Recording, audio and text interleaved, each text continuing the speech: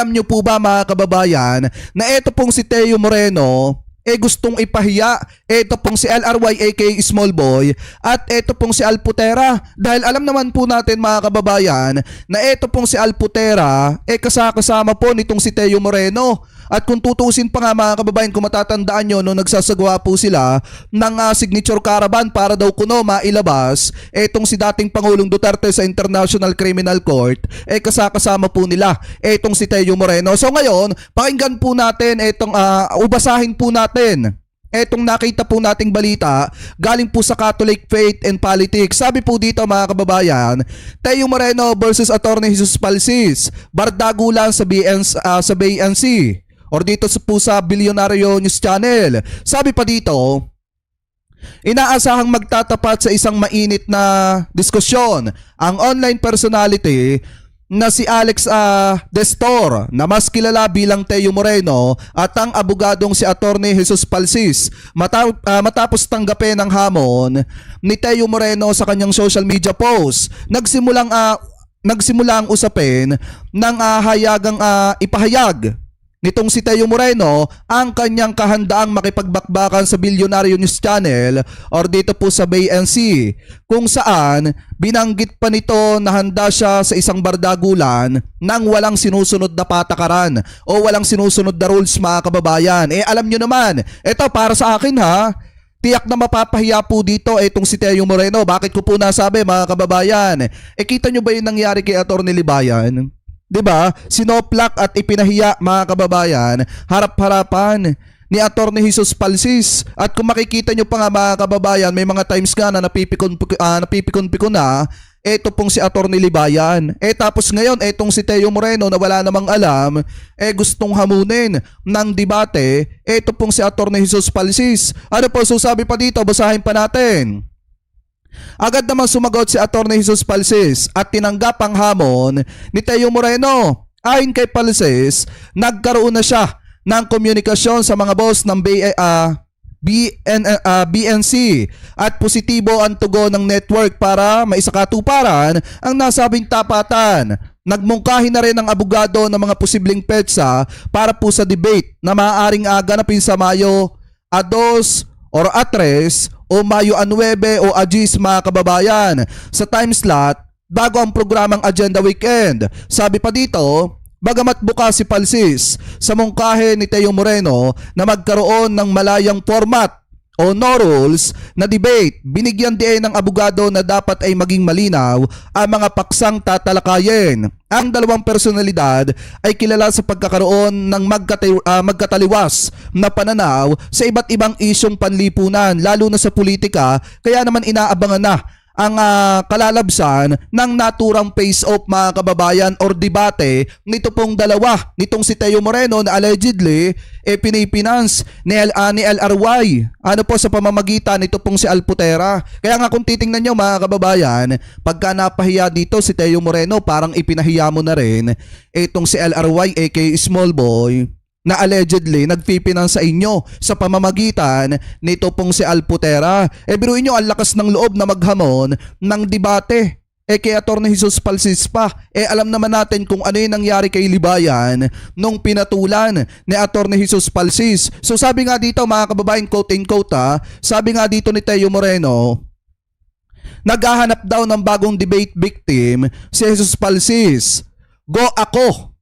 Pwede kami sa Bilyonaryo News Channel, bardagulan to the max, walang rules o wala daw pong walang patakaran. Yan yung sinasabi dito. Dala ako ng diaper, dala siya ng toothbrush. Yan po yung sabi dito. Ngayon ang sagot ni Attorney Jesus Palsis, Teo Moreno challenge me to a debate. I accept. I asked the BNC bosses and okay then. BNC will contact him. They can give May 2 to 3. Ibig sabihin Mayo 2 a 3 or Mayo 9 o Agis before Agenda Weekend time slot.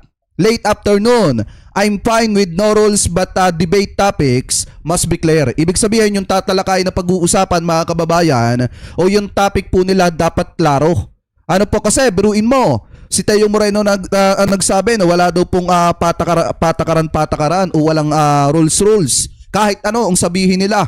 Basta mga kababayan, umiikot lang doon sa topic po na pag-uusapan nila. Ngayon, kung mapapahiya si Teo Moreno, sayang naman yung ibinabayad sa inyo ni LRY aka Small Boy sa pamamagitan nito pong si Alputera. Kasi mga kababayan, uulitin ko po ulit yung sinabi ko allegedly etong mga ito pinipinance po ni LRY aka Small Boy sa pamamagitan ni Alputera, kaya po malakas ang loob na banat-banata ng pamahalaan na tira-tirahin ang ating mahal na presidente. Alam niyo, walang pinagkaiba. Ito pong si Teo Moreno dito po kay Marcoleta Jr. Kaya nga kung mapapansin nyo kanina, di ba mga kababayan, sa sobrang pagiging paepal at papansin nito pong si Marcoleta Jr., di ba napahiya siya? Napahiya siya mga kababayan sa kamera nung nagbanggit siya ng isang pelikula mga kababayan o isang line sa isang pelikula na mali naman yung karakter na tinutukoy. So ngayon ito, pakinggan po natin. Humiram ng linya sa pelikula si Sagip Party List Representative Paulo Marcoleta sa impeachment hearing ni VP Sara. Yun nga lang, nagkamali. Sabi niya, payag siyang buksan ang tax records ng bise kung may acceptable reason.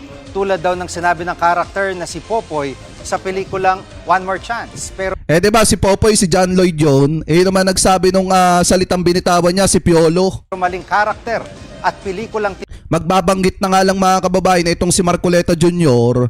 ng isang line sa isang pelikula, mali-mali pa. Di po ba mga kababayan? Paano kaya ito naging congressman? Ako nagtatanong lang naman. Biruin nyo, simpleng linya lang. Ano po kung saan hinugot na pelikula, hindi pa alam yung karakter na gumamit nun. Di ba bobo pagka ganon? tinutukoy ni Marcoleta. Agad naman siyang tinama ni Akbayan Party List Representative Percy Sendanya. At sinabi rin po ni Popoy sa pelikula, I deserve an explanation. I deserve an acceptable reason. Siguraduhin nyo po na kung bubuksan nyo yan, meron po kayong acceptable reason. Hindi po siya kay Popoy, linawin ko lang po. Ito po ay kay Papa P, kay Piolo Pascual sa pelikulang Starting Over Again. And I hope that as we decide on this matter, this will not lead us to starting over again. Mga kapatid, Jig Manika. Di ba mga kababayan, ano kaya yung pakiramdam nung napahiya ka sa harap ng marami nating mga kababayang Pilipino? Kasi mga kababayan, kung iisipin nyo kanina, kung titingnan nyo po kanina, ang gustong mangyari ni Marcoleta Jr., buksan talaga yung box. Nga naman mga kababayan, pag binuksan yung box at may nalabag, sa saligang batas, itong kamera dahil po sa kanilang pagbubukas ng box, automatic mga kababayan, tama na po agad yun doon po sa impeachment proceedings ni Sara Duterte. Kasi nga naman mga kababayan, private citizen, eto pong si Man Scarpio. So ngayon, kung titingnan nyo, sinusubukan niyang i-provoke yung mga kasamahan niya na buksan yung box. Pero dapat handa sa kung ano yung kahihinatnan mga kababayan. Ang problema, matatalino yung mga nasa sa kamera na kasamahan niya. Hindi binuksan yung box mga kababayan dahil alam nila pare-parehas kung ano po yung kahihinatnan po noon. So ngayon ituloy pa natin mga kababayan. Ito pang pagpapaepal ni Marcoleta na kung saan napahiya po siya ng ilang beses mga kababayan. Ito ay play pa natin kasi ito daw pong si Marcoleta nung tinatawag mga kababayan ni Congresswoman Luistro, tinawag na parang his mga kababayan, parang he o she. Parang ganun yung pagkakatawag mga kababayan na tumutukoy sa kasarian nito pong si Paulo Marcoleta. So ngayon ito i-play po natin. Can we call Honorable Marcoleta first? Honorable Marcoleta is a non-member of Justice Committee, but of course, we recognize her opportunity Her pala, sorry. Anyway, tuloy natin. to manifest her position as well. Thank you, Madam Chair. Thank you for highlighting my being a non-member of this committee. But I nonetheless, highlighted also I that have you every have right the to speak. privilege to manifest your position. Thank you po. Because that is according to our rules, Honorable Marcoleta. Including the highlighting of being a non-member. Kasama po yun. The rule that non-members cannot raise a motion and cannot vote but they Opo. can manifest. And Ah. that is observed in all committees in the House of Madam Chair, I Representatives. did not say that I'm about to... Hindi, kasi totoo naman yung sinabi mga kababayan ni Congresswoman Luistro na eto pong si Paulo Marcoleta hindi naman talaga miyembro ng Committee on Justice. Kaya okay lang naman yung sinabi po ni Congresswoman Luistro, in-address siyang ganun. Ano po, na kahit hindi siya miyembro ng Committee on Justice, pinapayagan siya magsalita. At hindi naman siya pinipigilan na magsalita. Anyway, tuloy pa natin. to make a motion. Wala naman po akong sinabi. Anyway, ma'am, magandang hapon po sa Madam Chair, sa Madam committee na Chair, ito. Madam Chair. Is that a point of order? Yes, not really the point of order. I just would like to find out if he is a she or a he because you have been mentioning her. Point of order, Oh, Madam Chair. oh. Let's allow Congressman Marcoleta to proceed. All right. Honorable Marcoleta is recognized. You may proceed. Madam Chair, Gusto I ko just would bang- like to make it clear. He Madam is Chair, he. He is he. I point of stand order is corrected. not in order, Madam Chair, because I just want to make, because you said twice her. All right. So Tama. I I'm would like to addressing find out him. if she is a she or a he. Madam is Chair, he. make a ruling and allow Congressman Marcoleta to proceed. As a response to the Honorable Kasi simula pa lang ni Paulo Marcoleta, mga kababayan, pero napagtripa na ni Congressman Benny Abante. Kasi nga naman mga kababayan, kung tutusin, hindi ko rin alam kung ano yung purpose ni Marcoleta Jr. dito. Kasi kung ipagtatanggol niya si Sara Duterte, dapat mag-isip siya ng maraming beses. Kasi isipin nyo kung yun nga Duterte block sa Kamara, hindi pumapasok para ipagtanggol. Eto pong si Sara Duterte. Yung mga taong hindi naman kaano-ano ni Sara Duterte, yun yung nagtatanggol kay Sara. Pero yung mismong mga miyembro ng Kamara na kamag-anak at kadugo ni Sara Duterte ayaw ipagtanggol. Etong si Sara Duterte. So sa madalit salita, etong sina Paulo Marcoleta, etong sina Kiko Barsaga, etong sina Leandro Libiste, ibinabala lang sa kanyon yan mga kababayan ng mga didishit na mga Duterte. Di po ba? Pati itong sinabang Suntay, ibinabala lang sa kanyon yan, yung mga yan. Kita nyo, ang daming, ilan ba yung Duterte block dyan sa Kamara na kongresista? Sina Omar Duterte, si Pulong Duterte, yung isa pa mga kababayan na kamag-anak nila na Duterte. Di po ba? Dapat yun nga yung nakikita nating nagtatanggol dito po kay Sara Duterte sa issue po ng kanyang impeachment, pero hindi nyo nakikitang pumapasok para ipagtanggol ito pong si Sara Duterte. Anyway, tuloy pa natin. Abante, we are addressing now Honorable Marcoleta as he, him, his, and the chair therefore stands corrected. You may proceed, Honorable Marcoleta. Thank you, Madam Chair. Thank you for that clarification, Bishop Benny Abante. Ewan ko kung is that germane to this hearing. Anyway, magandang araw po, ginang Madam Chair at sa mga kapita-pitagang miyembro ng committee na ito.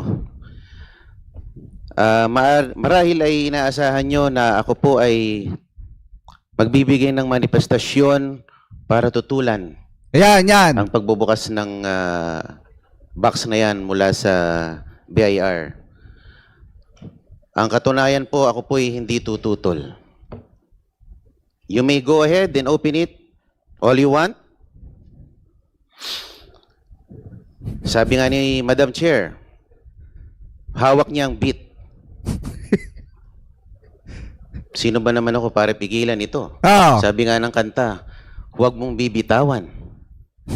Huwag niyo nang bitawan yung box. Di ba?